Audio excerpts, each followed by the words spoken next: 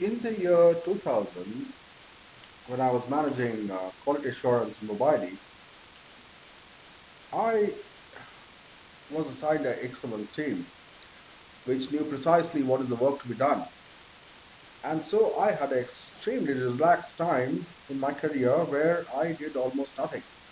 And my team carried all the load. In fact, if I try to do something, my team used to get so upset with me that they said, "We are 100 odd people, and why should you do any work?"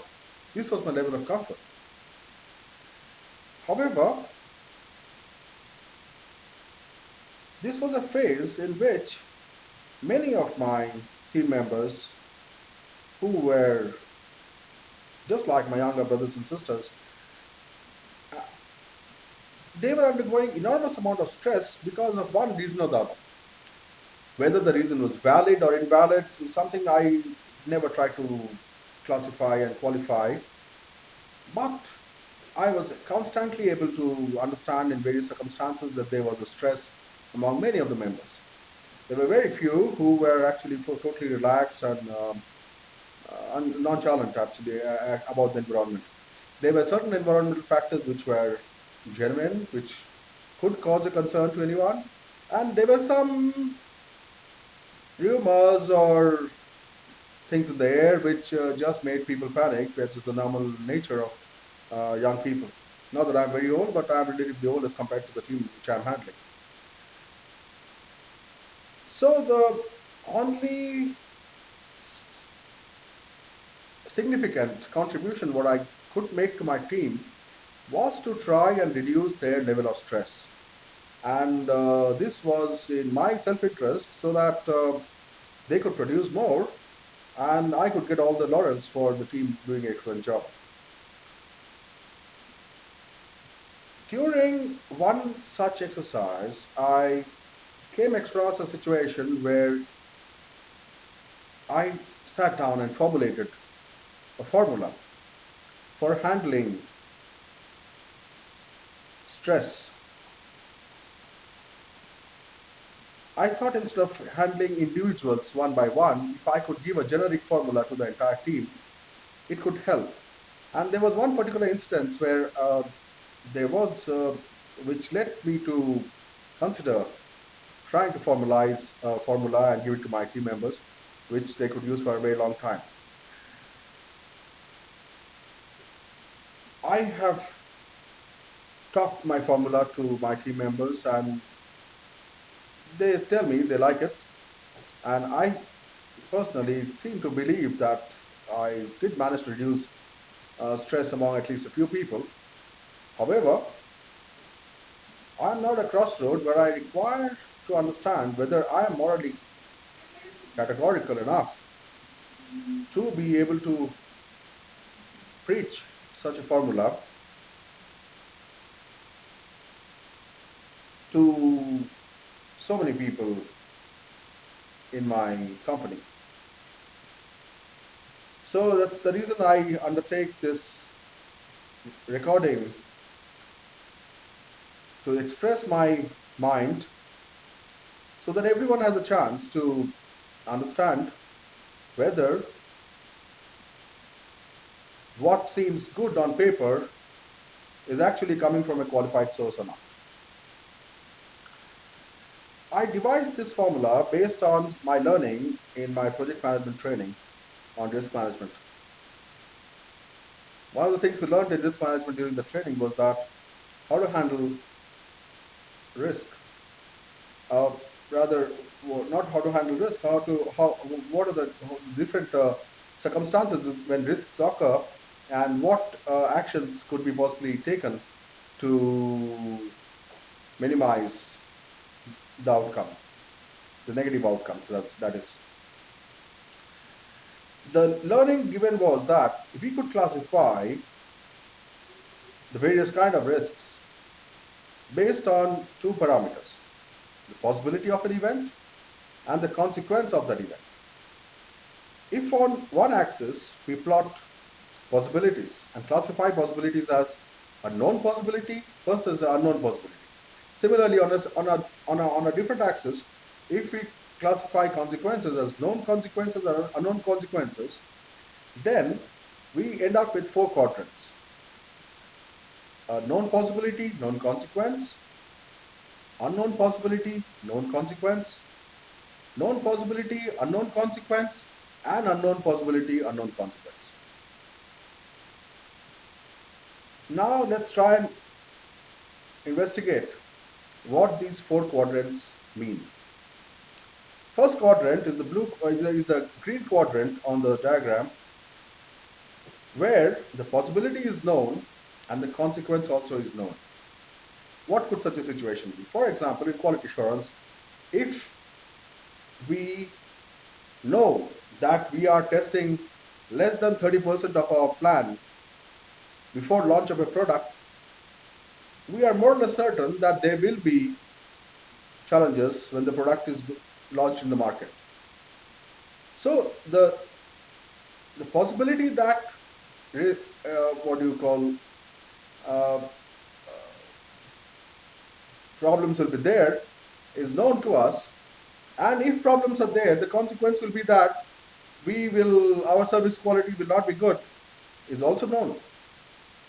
So under this circumstance, actually the risk does not exist, because we know what is going to happen, and we also know what will happen as a result of that event. So under this circumstance, there's actually no requirement for panic, because we know what we're doing, and typically in this example, we should possibly arm our call center and operation center so that they are ready with extra amount of resources to be able to handle the problems when they occur once the product is launched in the market. So in essence, there's no risk in this particular green quadrant, where the possibility is known and the consequence also is known. Now let's move to the purple quadrant, where the possibility is known, but the consequence is unknown. Say, for example,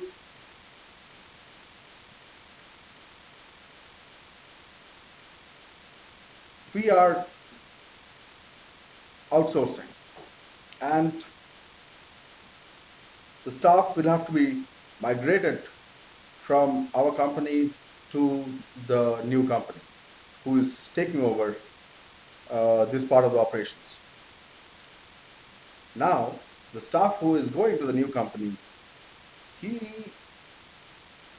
before he actually goes to the company, he knows he doesn't have a choice but to walk into the new company to take a new employment to the new company. But he does not know what is the future in that new company. Will that new company keep him in the job or not keep him in the job? Even if that is known, okay, fine, they cannot throw him out at least for 6 months. And if in case they happen to throw him out after 6 months, does he know, will I get a job in 3 months after that? Will I get a job in 1 year after that? Will I get a job in 6 years after that? I do not know.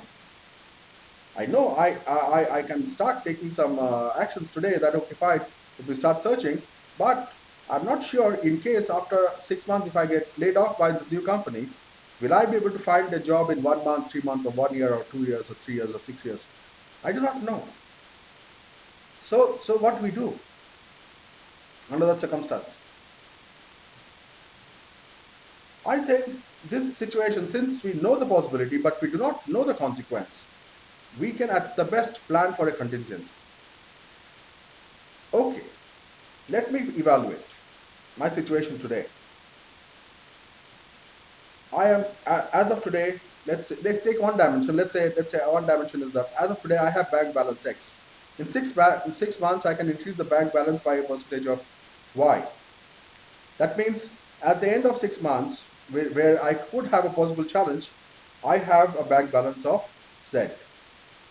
Now, is this bank balance good enough for me to last for 3 months, 1 year, 3 years? I have a decent chance of calculating that. So I have made a contingency so that I'll be able to last for a defined period of time, and that defined period of time is the amount of time I have to make a new arrangement. So in a sense here, what has happened is that we have actually converted the unknown consequence into a known consequence. Okay, I have my job for 6 months. After 6 months, I have enough funds to last for 3 years. So in a sense, I know I can last for 3.5 years, and within the 3.5 years, I may, the worst case scenario, I will have to make a new arrangement.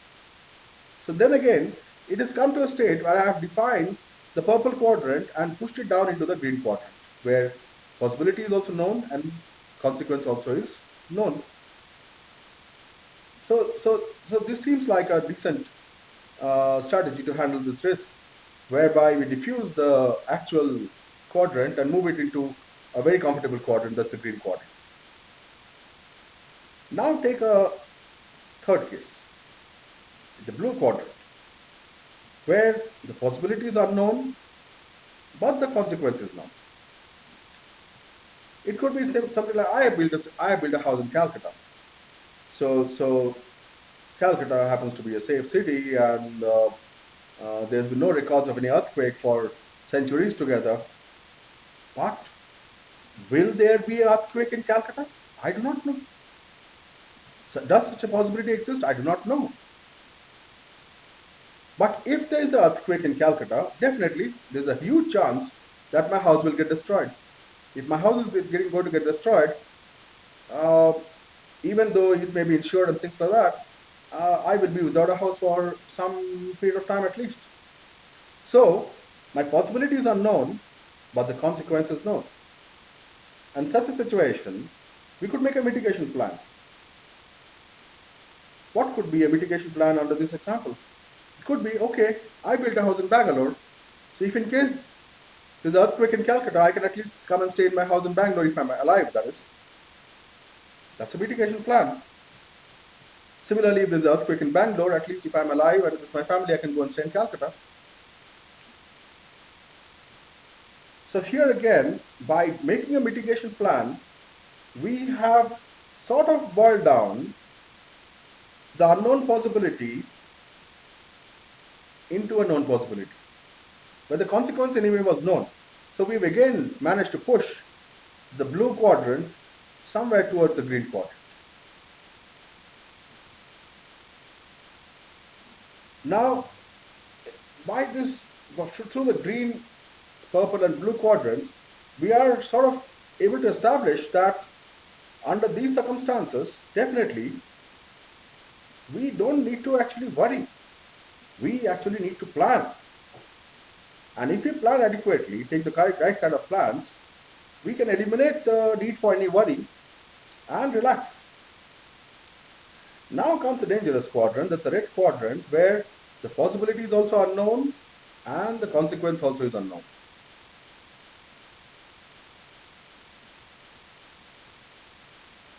I am going to take a flight from Riyadh to Bangalore. Will the flight crash in the air? I do not know. If something goes wrong with the aircraft, will I survive? I do not know. Possibility unknown, consequence unknown. Actually, we always factor for this quadrant. Even when we are dealing with contracts, we try and estimate and establish all different parameters of the contract and come to the most watertight agreement with the opposite party. In spite of having done all this, we leave a clause in the contract which says force majeure. Okay, I'm taking a project in Sri Lanka. Sri Lanka is fairly stable right now, but if during the project another Tamil insurgency starts, will it start? I do not know. If it starts, what will be the situation? Will I be able to complete the project? I do not know. Force majeure. So, in effect, what does force majeure mean? Force majeure means I do not want to know. Also, I actually leave it to the Almighty. Don't try and think. There are some situations in life where we just require to relax and not think at all. I went for an interview in Service Selection Board for getting into the Indian Armed Forces. In the final interview, the Major General, he put me a situation. He says, there is a girl on the road, a lonely road, being harassed by two guys, and you are the only guy who happens to see that. What will you do? I said, I will immediately go and try to fight with those guys. Uh, the Major General says, but the two guys are too strong, and no, no, I will still fight, I tell him. He says, okay, fine, they begin to fight with you, but they're bashing you up very badly. What will you do? Okay, fine, they're bashing me up, but I will tell the girl, run away. You at least have a chance while these guys are bashing me up and get some help. Then the Major General says, no, but the girl, she's sympathetic towards you and she doesn't want to run and she wants to help you from getting bashed up. I said, I do not know. If the girl is so stupid, in that case, I just give up. Now, I did not understand the meaning of this interview at that point of time, but later realized that in the armed forces, an officer needs to know not just how to fight and up till when to fight, but when to retrieve also. So there are situations in life where we require to just rely on the Almighty. I pray the Almighty every day. There's a simple contract. I pray you, Almighty, just because I am leaving the entire responsibility of the well-being of my family and myself in your hands. I will just do my duty and you take care of my well-being. This is a very effective way of risk handling. It takes out a lot of worry from a person. Just do your work. Don't worry. But then you could say this is absolutely illogical and impractical. We need to be practical in normal life. That's true. In order to take care of this quadrant, we require to build some almighties in our life. And the almighties are all the people who we interact with. They are all almighties. Typically, in an office scenario, we need to have excellent relationship with our colleagues. It has to come from the heart. Because whenever we face any unfortunate situation, the first people who will come to help us out is our colleagues. In business, the people who will come out to help you first is your customers. In Siemens, our team managed to make excellent relationship with our customers. We had few and not very rich customers, but when we had a downturn, our customers ensured that they kept giving us some small pieces of business so that our unit never ran into any financial crisis. And lastly, never forget the superiors. They are like the father figures. They know just how to help under any circumstance when we are in any kind of distress. There requires to be absolute submission to the superiors, because everybody can make a mistake, and when that mistake happens, knowingly, unknowingly, or for whatever reasons of weakness, if we have a good track record in the past with our superiors, there is a very good possibility that they will excuse us for a small folly, or sometimes even a big folly. So, coming to the bottom line, if we consider this strategy, it is very safe and very, very accurate to say that just plan, work, be happy, never worry. Don't worry, be happy. Thank you.